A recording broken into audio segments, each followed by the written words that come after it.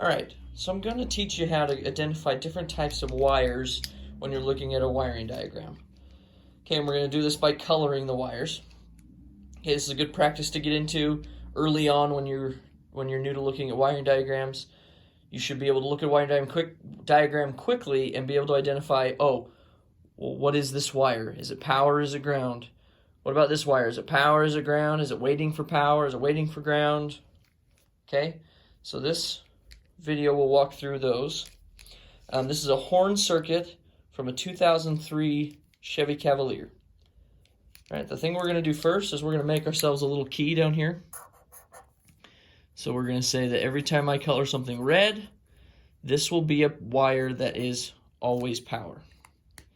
Anytime I color something light blue, that wire will be always ground. Anytime I color something pink, that wire will be waiting for power, or in other words, when I close a switch, for example, that wire will turn into a power wire. And then anytime I color something dark blue, that will be waiting for ground. A couple more things. If I circle something in red, those are going to be our loads. Loads are the dividing points in our circuits. They're the thing that is going to use up the voltage. Okay, so one side of the load will be power, one side of the load will be ground. If I color something in light blue, that will be what we call circuit protection, such as fuses, circuit breakers, those types of things. Okay, here we go. Now, when I first start looking at a wiring diagram, there's a few things I want to make sure we understand, and that's our symbols, right? So this is a symbol for a fuse. That's the symbol for a coil. That's a symbol for a resistor. That's a switch with one pole, two throw positions. They call it a single pole double throw switch. There's another coil, but it's housed inside a piece that looks like this, so this is a horn. These black dots are splices, or in other words, wires splitting off going other directions. That's the symbol for ground. This thing right here, this is called a slip ring. This is what's behind your steering wheel. This is what all the wires that run up to your steering wheel go through. And it's to prevent the wires from getting ripped or tangled inside your steering wheel when you turn it. So that's what that is. A few other things. If you see a dotted box like this, what it's saying is that there is more to this picture than what we're showing you. So inside the instrument panel fuse block, there's more than just the horn fuse, but what we're seeing is just the horn fuse. This solid box tells us that we are seeing everything that's here. Inside the horn relay, this is everything that there is. Another dotted box saying there's more to this. This dotted box is our body control module. There's nothing shown. It's just saying, hey, this wire runs off to the body control module. If you want to see more, go look at the body control module wiring diagram. Okay, let's get started. So up here it says hot at all times, which means there is power on this wire all the time.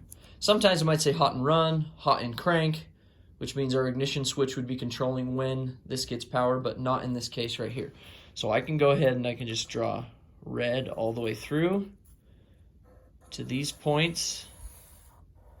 So notice it's power all the time, all the way to this switch that's open, and it's power all the way to here, which is where our load is, which we're going to circle.